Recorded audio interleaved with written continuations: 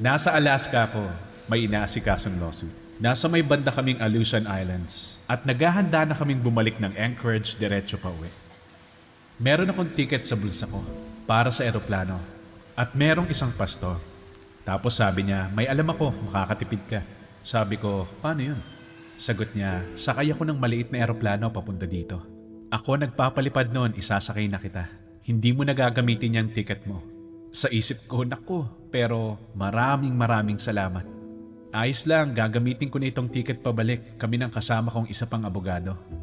Pero nagpumilit siya, sige na, sumabay ka na. At kahit pa ayaw ng buong pagkatao ko, pumayag din ako. Pumunta na nga kaming airport at nakita ang maliit na eroplano, tinitigan ko. At naisip, okay naman kasi makintab. Inikutan namin. Sumakay sa loob. Nasa kaliwang harapan siya, ako naman sa kanan. Yung kasama kong abogado nasa upuan sa likuran ko.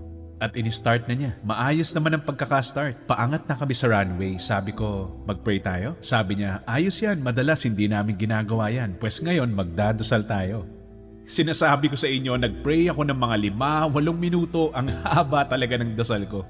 Nagpatuloy ang pag-angat namin sa runway. Tuloy lang din ang pagmamaneho niya at dahan-dahang umaangat sa runway ang eroplano. Umaakyat na kami. Ang galing, walang kahit anong problema. Habang paangat kami mga 3-4 na minuto, may nangyari na hindi ko makakalimutan.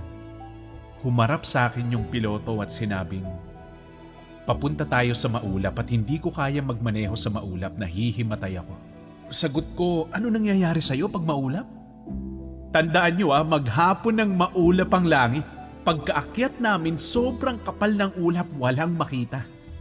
Lumingon siya sa akin at biglahan na lang tumirik ang mga mata niya. Hindi na maintindihan ang sinasabi at nahimatay na, nawala ng malay. Hinata ko siya, inalog-alog, sabi ko, kailangan gumising ka nang mapatay kita. Ngayon, nasa gitna kami ng ulap, lumilipad ng walang piloto. Yung kaibigan kong nasa likuran nagtanong, patay na tayo no? Nasabi ko na lang, sa lagay natin ngayon, malamang oh. Sabi niya, anong gagawin natin? Sabi ko, hindi ko alam. Pero may radyo sa harapan namin, inabot ko sa kanya at sinabi ko simulan niya ng tumawag ng tulong. Nasa backseat siya habang nagraradyo, sabi niya, hello? Hello? Wala kaming alam kung paano makipag-usap sa radyo, ang alam lang namin hello. Tapos may sumagot sa amin, hello? Hello? Hindi niyo ba alam ang radio etiquette? Kinuha ko sa kanya yung radyo, sumagot ako, wala kaming alam dito. Nakasakay kami sa eroplano at hinimatay ang piloto namin at hindi kami marunong magpalipad nito. Sabi ng lalaki, kargador ako, paalis kami ng Anchorage, lilipad patungong Tokyo. Sinasabi niyo bang walang magpapalipad niyang eroplano ninyo? Sabi ko sa kanya, oo. Gusto ko lang ipaalam sa inyo gabuti lang pawis ko. Sinabi niya sa amin, una kong gagawin, iikutan ko kayo para hindi kayo mawala. Kasi kapag nawala kayo sa range ng radyo ko, hindi ko na kayo maaabot. Tatawagan ko ang Anchorage Emergency para sa inyo.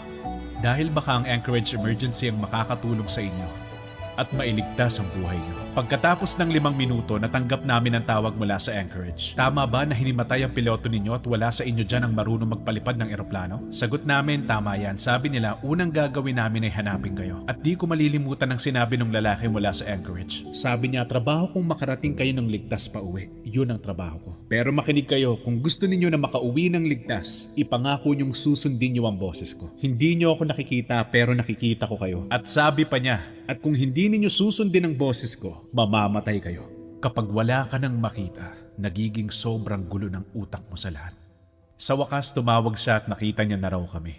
Ngayon, makinig kayo, sa loob ng 4 na minuto, tatama na kayo sa isang bundok. Babangga kayo dyan at mamamatay. Sundin niyo ang boses ko.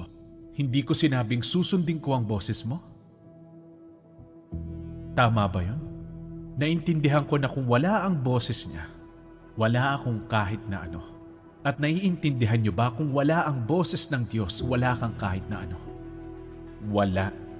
Sa wakas, naiikot niya na kami at sinabi niyang pinahihinto niya ang buong air traffic sa paligid. Pero aabuti ng mga 1 oras at kalahati bago kami makarating ng Anchorage. Dahil sa napakasamang panahon mula doon hanggang sa Anchorage, magiging mahirap ang biyahe at sabi niya, makinig kayo sa akin, huwag niyong titingnan kung anong meron sa labas. Huwag niyong papansinin ang nangyayaring bagyo. Ang boses ko lang. Kapag sinilip ninyo ang bagyo, mamamatay kayo. Pero sasamahan ko kayo.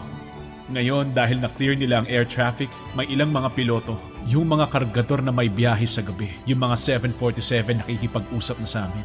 Ipinagdarasal daw nila kami. Makakaya raw namin. Pero pakinggan lang ang boses.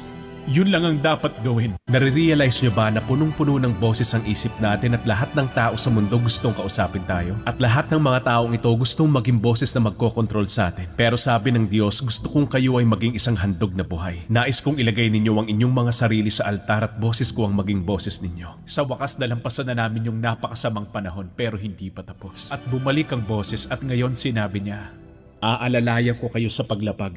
Dadalhin ko kayo sa runway. At sa dulo ng runway may mga ilaw. May makikita kayong krus.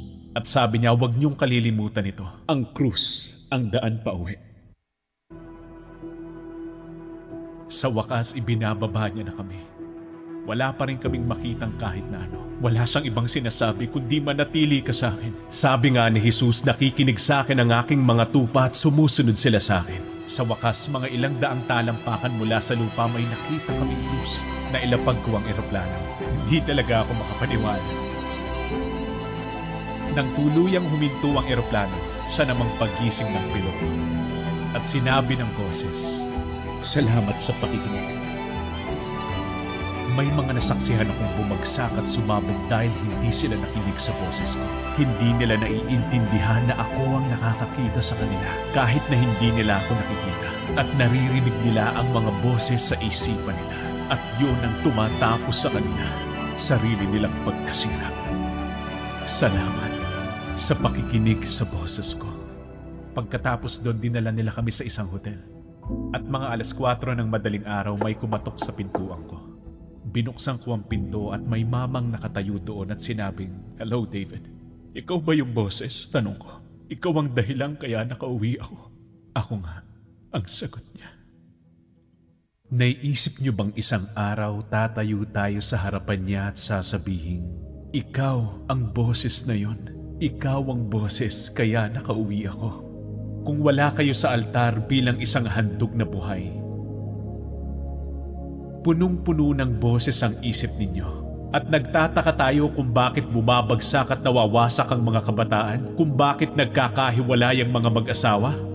Sinasabi ni Jesus, ako lang ang natatanging boses. Ang tanging natatandaan ko lang na sinasabi sa akin ng boses, manatili ka sa akin.